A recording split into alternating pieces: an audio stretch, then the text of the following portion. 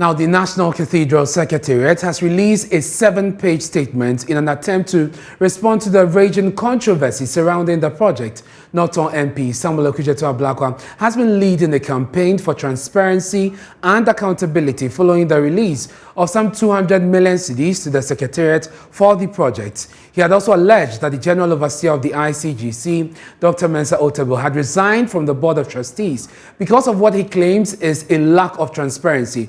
But the Secretariat has responded. My colleague Kweku Asante joins me via Zoom with more on this statement released by the Secretariat. Kweku, let's start with the economic argument that the Secretariat makes for the Cathedral, even amidst the challenges or the downturn that we're experiencing. So, Ernest, just as that biblical injunction that says there will always be the poor with us, the National Cathedral, the Secretariat, starts by saying that the development of such infrastructure always involves upfront investment that might seem competing with other societal needs. Yet, the history of economic development shows that the economic impact of such projects is almost immediate once the project is completed. In the meantime, there's an economic benefit in the building of the project, resulting in new jobs and benefiting those who supply construction equipment and materials. Increase in tourism is one of the best ways for a country to create new revenue, not just regurgitating existing revenue. So the case is being made that the National Cathedral will pay for itself, it will lead to the creation of jobs, and now there is an economic value inherent in building the cathedral. They then touch on an issue, or the issue of transparency as far as the government's contribution to the project is concerned. What are the details of monies government has contributed to this project? So, Ernest, we know that there's been some discrepancies in terms of what exactly government's commitment to this project was going to be.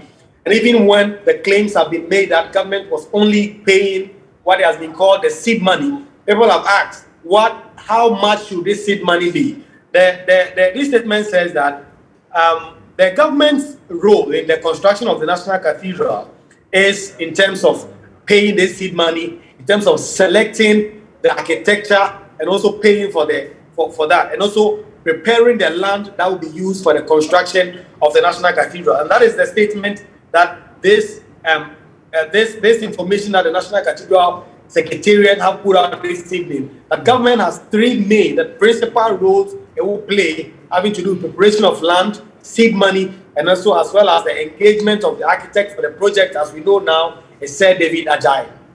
And we know that initially an amount of $25 million was, given to the Secretariat to start these initial, the initial things that you talk about in terms of preparing the land and getting the project started. And then another 25 cedis was also disbursed to the Secretariat to carry out the project. Is that right?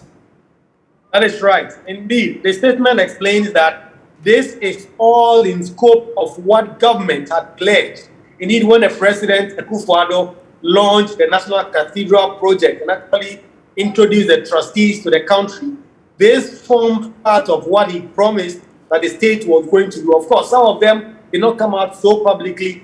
What Ghanaians knew was that the President had promised that government was only paying the seed money. But this statement explains that if you look at all these revenues, the allocations that have been made from the office of the President to the National Cathedral Project, all these were made using the appropriate procurement processes, and also that government did not, as some have said, break any law when they release these funds. Indeed, it actually says that a budget of 2018, there was a line item in there where the National Cathedral featured by the Ken Ofori-Atta, the finance ministers, telling Parliament that this is what government had decided to do, and this was going to be its extent of involvement.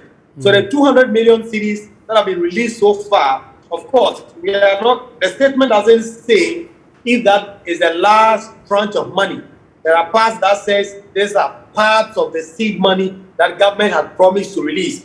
So it will suggest that maybe government will release more money towards this project. But so far, we know that the statement clarifies that the 200 million cedis that have spent so far were all released legally and that there was nothing untoward that were done towards building the cathedral. Then the other controversial issue has to do with the alleged resignation of Dr. Mensa Otabil from the Board of Trustees. What is the response of the Secretariat to that allegation? Yes, so there's an interesting explanation that was given. The cathedral statement says that although in 2017, when the president introduced the trustees of the project to the nation, Dr. Mensa Otabil was part. 2 years later, when the company was being registered as a company that is owned by the government, a company limited by guarantee, Dr. Mensa Otabil informed management of the project that he was unable to continue joining because he had other pressing things that would not allow him to give too much attention to the project. So he did not register as part of the trustees who formed the directors when you are registering a company. So the explanation here is that Dr. Mensa Otabil did not only resign recently, as the Northton MP Samuel Okudzeto-Ablakwa had claimed, but that indeed, since 2019, the man had just told the trustees of the cathedral that was unable to give. And let me quote, he says, Dr. Mensa Otabil did not resign from the board as being alleged, but excused himself at the point of registration of the directors in July 2019. For the avoidance of doubt, Dr. Otabil has not been a member of the Board of Trustees since July 2019. Then they go on to say that his inclusion on the website of the trustees, as including the website of the National Cathedral as a trustee, was an administrative overlap that he apologized for. And then just finally, we have been there. Maxwell spent some time at the site. We gathered that the project had come to a halt. It appears the statement confirms that and even more. Yes, the statement says that the project has come to a halt because of financial reasons and that churches and other stakeholders in this National Cathedral Project are trying to raise money. But then it goes on to state that although the work has come to a halt for some time now, they've done substantive work and that this building will end up becoming one of the, in terms of civic-wise, one of the tallest and magnificent buildings in Accra. But it states that some of the work that has been done is that about 230,000 cubic meters have been evacuated and removed from sites, and also about 1,400 cubic meters concrete have been laid so far, and then about 1,900 of rebar have been purchased and delivered to the site, and then finally about 10,000 square meter waterproofing material has been purchased and started to be installed. Kwegu, thank you very much for bringing us those details. And we have the full statement on myjoyonline.com. You want to go there and have a read for yourself. But you're watching Joy News Prime.